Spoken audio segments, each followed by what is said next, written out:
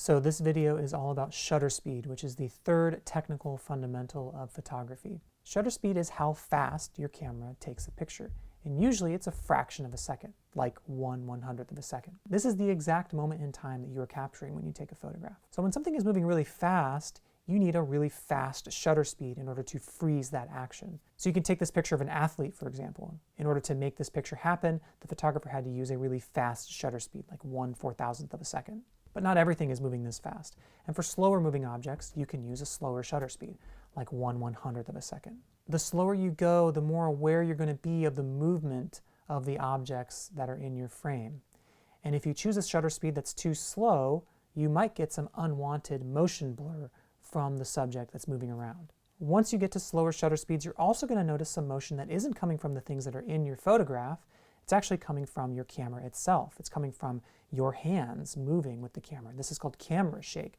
And you start to get that at shutter speeds below 1/100th of a second. That seems really fast, right? That's a tiny fraction of a second, but actually your camera's going to pick up those motions of your hands because they're right on the camera when you get to slower shutter speeds. So 1/100th is kind of a safe shutter speed for general normal human movement and also a safe shutter speed to avoid camera shake. So a photograph like this one was actually made using a shutter speed not of a fraction of a second, but of several seconds. What the photographer is doing is they're capturing everything that happened in this scene over the course of a few seconds, all of the light that came from that scene. So we see a car moving through the frame over the course of a few seconds, and all the light trails from that car are what go to the camera over those couple seconds. That's how we get these light trails, this cool effect. But in order to achieve this without getting motion blur from the photographer themselves with their camera, they have to use a tripod. And this is why photographers generally will use tripods. So on many cameras, the shutter dial is up here by your index finger, right next to the shutter button that you use to take the picture. But sometimes there's a dial back here that's the shutter instead, or maybe a wheel. It can be set all kinds of different ways depending on the camera brand and manufacturer. And a lot of times you can set it yourself. You can have some sort of custom setting for where you want the shutter dial to be. I think the easiest place for it to be is right here. On the app, you can set the shutter speed right here where it says S. Just press plus or minus to increase or decrease the shutter speed. And you'll notice as you increase or decrease the shutter speed, the image starts to get lighter or darker. That's because as you increase or decrease the shutter speed, you're letting in more or less light. So you're actually letting in half as much light at 1/200th of a second as you would be at 1/100th of a second. So the slower the shutter speed, the more light you're letting in. And the faster the shutter speed, the less light you're letting in. If you need a really fast shutter speed to capture whatever it is you're trying to capture, you'll have to compensate through ISO and through aperture. Since the shutter speed you're going to be using is almost always going to be a fraction of a second, most cameras don't display the numerator. That's the 1/over part in the fraction, 1/500, 1/100, something like that. They're just going to display the denominator. So you might hear a photographer say, I took this picture at 500.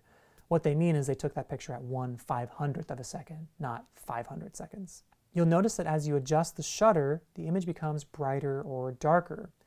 That's because you're letting in more or less light, right? When you choose a shutter speed of 1/200th of a second, you're letting in half as much light as you did at 1/100th of a second. It's a shorter period of time. Works the same exact way as aperture. When that opening is really wide, you're letting in more light. When it's really narrow, you're letting in less light.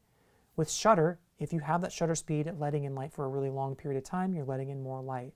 If you choose a smaller fraction, like 1/4000th of a second, you're letting in less light, and you have to compensate for that somehow. So what if you want to do that? What if you want to take a picture of something that's moving really, really fast? You want to use the fastest shutter on your camera, the fastest shutter speed on your camera. You set your camera to the fastest shutter speed, take the picture totally black. Well, what's the fix there? Well, the first thing to do is make sure your aperture is open enough, right? If your shutter is really fast, you're not letting in very much light, you want to make sure you open up that aperture to maybe compensate for that a little bit. So you've got a really fast shutter speed, you've opened up your aperture all the way, you've chosen a really small f-stop number, right, like f2 or something like that, is whatever is the widest yours goes, and the image is still dark. It's still not bright enough. That's when you might want to raise your ISO, right? Raise it from 100 to 200, from 200 to 400, just until you've got a correctly exposed image. So that's what you'll be doing in this assignment. You'll be setting your shutter, your aperture, and your ISO. You're learning all three of these together. And in the next video, I'll be explaining what kinds of pictures you'll be making for this assignment as you're controlling everything: ISO, shutter speed, and aperture.